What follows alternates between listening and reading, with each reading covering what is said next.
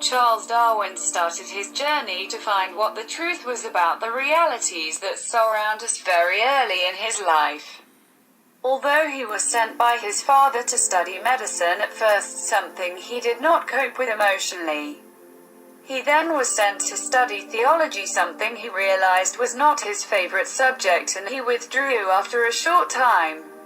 Nature was his teacher, and her plants, animals, mountains, oceans, etc. were the books he had to open and study carefully.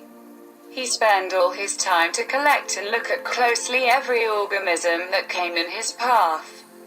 He was obsessed to find the answer of how come that there is such a stunning diversity of life and how it came to existence. He realized quite early that species adapt and change, and he was decisive to find out how it actually worked.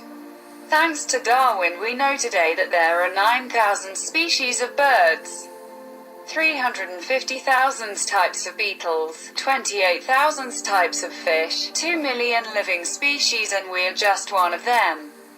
The clergy propagated to place man in the center of all this diversity and created the nonsense of and so-called anthropocentric story about the role of man on the planet, where everything circles around man. Besides, they convinced their followers that we are the sons of their goast, who created us after the similitude of God. Refer to Bible. Therewith bless we God, even the Father, and therewith curse we men, which are made after the similitude of God. Or, and God said, let us make man in our image, after our likeness.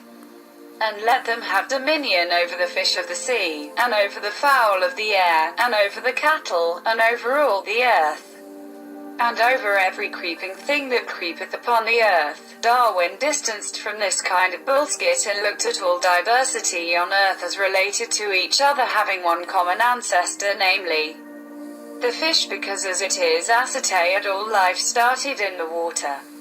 Even Thales, when asked where life came from, he answered from the water.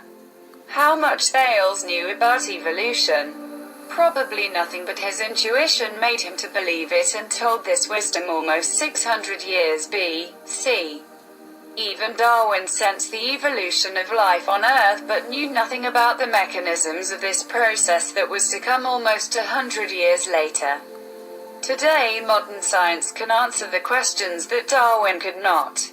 Scientists today can look under the hood of evolution and see exactly how this mysterious process gives rise to this astounding diversity of life. An ancient fish evolves to become the ancestor of all four-limbed animals, even us. And one species, our own, develops a large and uniquely complicated brain that enables us to dominate the planet.